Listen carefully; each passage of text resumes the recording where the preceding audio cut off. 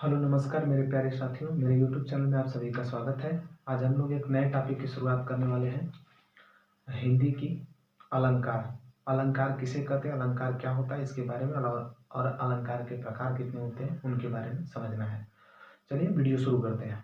आइए दोस्तों देखते हैं अलंकार के बारे में। तो अलंकार किसे कहते हैं, अलंकार क्या होता है प्यारे साथियों। तो अलंकार अलम धातु से मिलकर बना होता है। अब ये धातु क्या है, जैसे आप क्रिया पढ़े होंगे, हिंदी में क्रिया पढ़े होंगे, क्रिया के बारे में हिंदी में क्रिया पढ़े होंगे।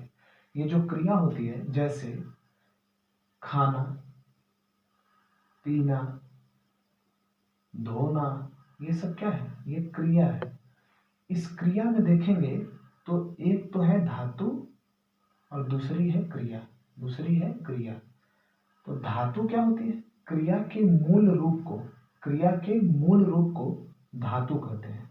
जैसे यहाँ खा और ना है, तो खा क्या है दोस्तों, खा उसमें धातु है। यदि इसमें खा जोड़ देंगे तो ये टोटल मिलकर के क्या बना लेता है, क्रिया बना लेता है, खा ना। तो क्रिया के मूल रूप को धातु कहते हैं। ठीक उसी तरह से कार एक शब्द है जिसमें अलम धातु मिलकर, अलम धातु लगा हुआ है, जिसका अर्थ क्या होता है, आभूषण होता है। अच्छा बताइए, आभूषण का काम क्या होता है। आभूषण किसी स्त्री के शरीर पर आकर के उसकी शोभा को बढ़ा देता है। ठीक उसी तरह से अलंकार भी किसी काव्य यानी कि कविता की शोभा बढ़ाता है। तो किसी काव्य यानी कि कविता की शोभा बढ़ाने वाले तत्व को क्या कहेंगे, अलंकार कहेंगे। परिभाषा याद हो गई। अलंकार किसे कहते हैं, तो किसी काव्य यानी कि कविता की शोभा बढ़ाने वाले तत्व को अलंकार कहते हैं। अलंकार के प्रकार की बात करते हैं। तो अलंकार के प्रकार कितने होते हैं, तो अलंकार के 3 प्रकार होते हैं। मुख्य रूप से हालांकि 2 ही प्रकार होते हैं, लेकिन कुल कितने होते हैं, 3। पहला शब्दालंकार, दूसरा अर्थालंकार, तीसरा उभयालंकार। जो शब्दालंकार, अर्थालंकार और उभयालंकार। लेकिन प्यारे साथियों, जो हिंदी में बोले कि हिंदी में मुख्य रूप से, हिंदी में मुख्य रूप से अलंकार कितने होते हैं, तो हिंदी में मुख्य रूप से अलंकार 7 प्रकार का यानी कि 7 होते हैं। हिंदी में मुख्य रूप से अलंकार कितने होते हैं, 7 होते हैं। उनके लिए मेरी एक ट्रिक है, सातों को याद करने की एक ट्रिक है। कौन सी ट्रिक है, तो श्याम अच्छा कमा। कौन सी ट्रिक है, श्याम अच्छा कमा, अच्छा कमा, श्याम अच्छा कमा। श्याम अच्छा कमा में स से क्या हो जाएगा प्यारे साथियों, स से होता है शब्द, यानी कि शब्दा अलंकार के अंतर्गत हम बात करने वाले हैं। स से क्या होता है, शब्द ही तो होता है। यहाँ से देख लीजिए, शब्द अलंकार की बात करने वाले हैं। तो जो शब्द अलंकार होता है, इसमें पहला आता है सपोज मन श्लेष अलंकार, श्लेष्मा अलंकार या श्लेष अलंकार, तो श्लेष्मा अलंकार। ठीक, दूसरा आ जाता है यमक अलंकार, यमक अलंकार। इसमें अ की मात्रा लगा है, तो इस तरह से यहाँ आ जाएगा अनुप्रास अलंकार, अनुप्रास अलंकार। म दोस्तों खाली है। श्याम अच्छा कमा। अ से क्या होता है, अर्थ, अ से अर्थ। तो अर्था अलंकार के अंतर्गत कौन आता है, तो अर्था अलंकार के अंतर्गत आ जाता है, अ से अर्था अलंकार के अंतर्गत आ जाता है अतिशयोक्ति अलंकार, अतिशयोक्ति अलंकार, अतिशयोक्ति अलंकार, अतिशयोक्ति अलंकार। अच्छा जो है दोस्तों, श्याम अच्छा कमा में अच्छा इस तरह से लिख देते हैं। इसका मतलब क्या होता है, अच्छा से उत्प्रेक्षा, उत्प्रेक्षा अलंकार। और क से क्या हो जाएगा, रूपक, रूपक। माँ से उपमा, उपमा। अब क्वेश्चन करेगा कि उत्प्रेक्षा अलंकार इसमें से किसका प्रकार है, तो ये अर्थालंकार का है, अच्छा में आता है। और से अर्थालंकार, श्याम में क्या बताए, शब्दालंकार। इस तरह से ये टोटल गिनेंगे 1 2 3 4 5 6 7। टोटल हिंदी में मुख्य रूप से कितने होते हैं, 7 अलंकार। यही 7 हम लोग को पढ़ना है। शुरू करते हैं। तो यहाँ से सबसे पहले हम समझते हैं उपमा अलंकार को, उपमा अलंकार को। उपमा अलंकार, अब बताइए उपमा अलंकार किसका है, उपमा अलंकार किसका है? अर्थालंकार का। इसका मतलब हम किसको पढ़ने जा रहे हैं सबसे पहले? अर्थालंकार को।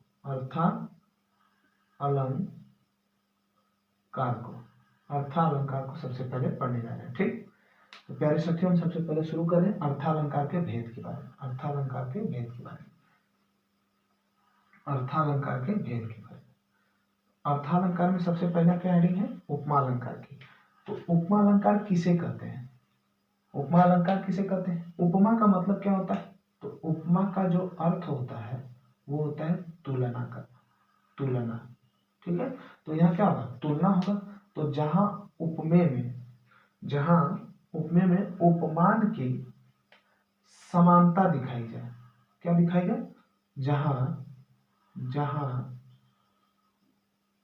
उपमेय में उपमान की समानता दिखाई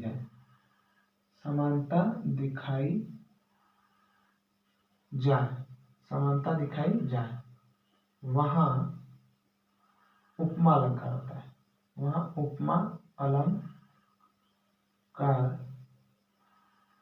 वहां क्या होता है दोस्तों? तो उपमा अलंकार होता है।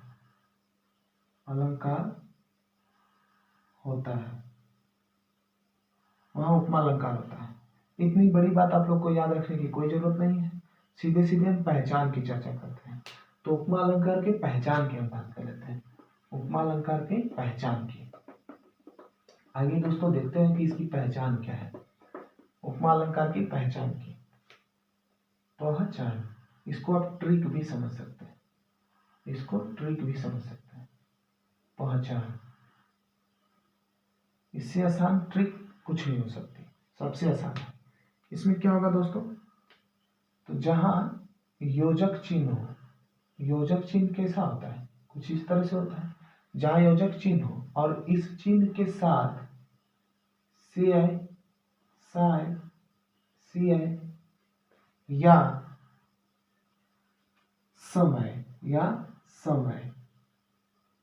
या समय, तो वहां पे कौन सा होता है अलंकार? वहां पे होता है उपमा अलंकार। वहां पे उपमा अलंकार होता है। दोस्तों ऐसे नहीं समझ में आएगा, एग्जाम्पल के तौर पे समझते हैं, उदाहरण देखते हैं इसका। तो उदाहरण जैसे है, कर कमल सा कोमल है। कर कमल सा कोमल है। तो यहाँ देखिए दोस्तों, यहाँ योजक चिन्ह है, इसके साथ सा शब्द है, तो यहाँ पे कौन सा अलंकार होगा? उपमा अलंकार। यही बता रहा है, ट्रिक है ये पहचानने की। जहां पे कहीं भी योजक चिन्ह मिले और उसके साथ सा, सी, से, सम कुछ भी मिले, तो उसमें क्या होगा? उसमें हो जाएगा दोस्तों उपमा अलंकार। अब हम समझते हैं एक और उदाहरण से। मखमल के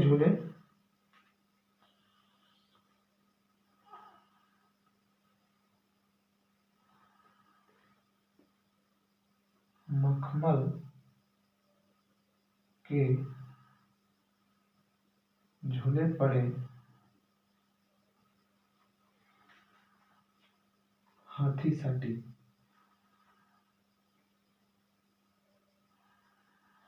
सा पीला। देखिए यहाँ पे योजक चिन्ह आया और सा आया, तो यहाँ पे कौन सा अलंकार होगा? उपमा अलंकार। पहचान सकते हैं? और एग्जाम्पल देख लीजिए। मुख चांद सा सुंदर है। मुख चांद सा क्या है? सुंदर है। तो यहाँ पे मुख चांद सा सुंदर है, योजक चिन्ह आया और सा आया, तो यहाँ पे कौन सा अलंकार होगा? उपमा अलंकार। ठीक है, तो उपमा अलंकार क्लियर हो गया। कैसे पहचानेंगे?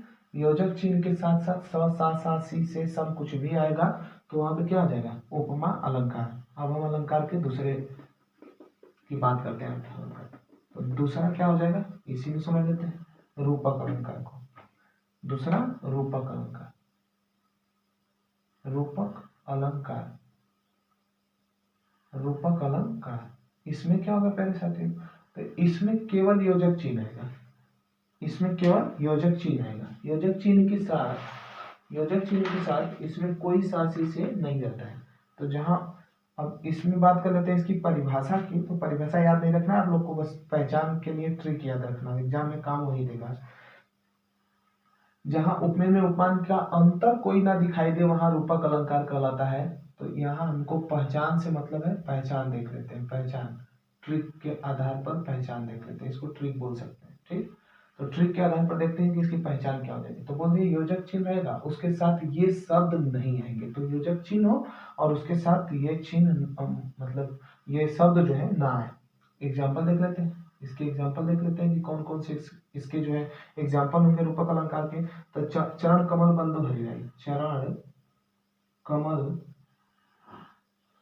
बंदो हरिराई, बंदो हरिराई, चरण कमल बंदो हरिराई। तो चरण कमल, चरण और कमल के बीच में योजक चिन्ह, चरण कमल, चरण कमल बंदो हरिराई। तो दोस्तों यहाँ पे योजक चिन्ह है और योजक चिन्ह के साथ ये शब्द में से कोई शब्द भी नहीं है। तो यहाँ से पहचान सकते हैं कि इसमें कौन सा अलंकार होगा, रूपक अलंकार होगा। तो जहां पर योजक चिन्ह है और कोई सासी से सम कुछ कोई शब्द ना है, तो वहां पे कौन सा अलंकार होगा, रूपक अलंकार। और देख लेते हैं, और इसके उदाहरण को देख लेते हैं। तो मैं तो चंद्र खिलौने लय हूं, मैं तो चंद्र खिलौने, मैं तो चंद्र खिलौने लय हूं। तो यहाँ पे क्या हो गया, योजक चिन्ह है और योजक चिन्ह के साथ कोई सासी से नहीं है, तो इसलिए यहाँ पे कौन सा अलंकार होगा, रूपक अलंकार। बहुत आसान है, एकदम आसान। और एक उदाहरण देख लेते हैं, राम कृपा भव निशा सिरानी, राम कृपा भव निशा सिरानी,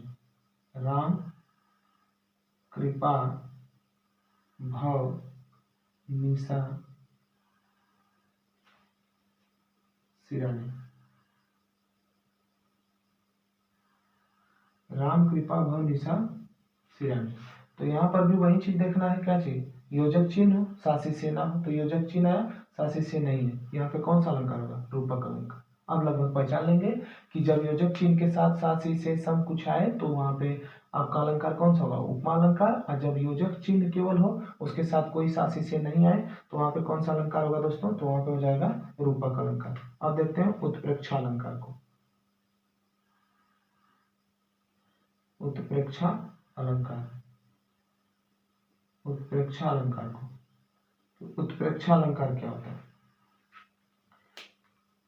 देखिए इसका सबसे बेस्ट तरीका होता है कि किसी भी पंक्ति में, जैसे किसी कविता में ज्यों आए, ज्यों, मनो, इव, मनु,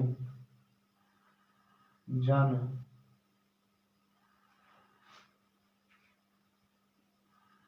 जान, जनु, मनहु, जनहु,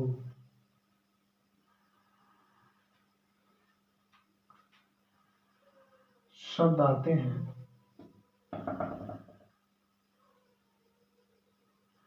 तो वहां पे उत्प्रेक्षा अलंकार होता है, आते हैं तो वहां पे क्या होगा, उत्प्रेक्षा अलंकार होता है। ठीक है, इसका सबसे बेस्ट तरीका यही है।